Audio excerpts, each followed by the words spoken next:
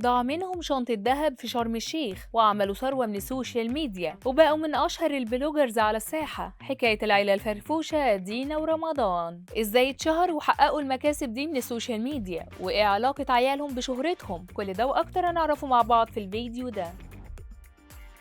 أسرة مصرية رافعين شعار العيلة الفرفوشة رزق، وأبطالها دينا سامي ورمضان عبد الجواد وعيالهم. فيديوهاتهم كل ما تفتحها مش هتبطل ضحك من كتر البهجة والحلاوة اللي في فيديوهاتهم. دينا زي القمر ودايما بتظهر في أحسن حالتها، وعمرها ما طلعت من غير ميك اب، وبتلبس أشيك حاجة، يعني الفيديو متكلف مفيش كلام. العيلة الفرفوشة رزق اسم البيج بتاعتهم، وهدفها يعملوا محتوى من غير أي تصنع، بيحاكوا اللي بيحصل في يومهم، وبيركزوا أكتر حاجة على المواقف اللي بتضحك مع عيالهم واللي بتحصل في كل بيت مصري، زي مثلا فيديو لبنتها وهي بتفتن على باباها ان بيكلم بنات، وده طبعا على سبيل الهزار، وفيديو تاني ان هي وجوزها متخاصمين فالعيال همزة الوصل بينهم، يعني يروح قول لبابا كذا وانتي قولي لماما كذا وهكذا. رمضان عبد الجواد شايف ان اكتر فيديوهات بتجيب مشاهدة هي اللي بتطلع بتلقائية وبتوصل من القلب للقلب من غير اي تحضيرات او تصنع. بتوصل فيديوهاتهم بالملايين ل3 و4 مليون، يعني دولارات، والزهر لعب معاهم واحدة واحدة، وغيروا شقتهم في أول كام سنة من شغلهم على السوشيال ميديا، وبعد ما كان موظف بقى يخصص وقت لصفحاتهم، لدرجة إن هم ما عندهمش فريق عمل، وهم اللي بيعملوا كل حاجة لنفسهم زي التصوير والمونتاج وتحضيرات السكريبت، كل حاجة هم وعيالهم.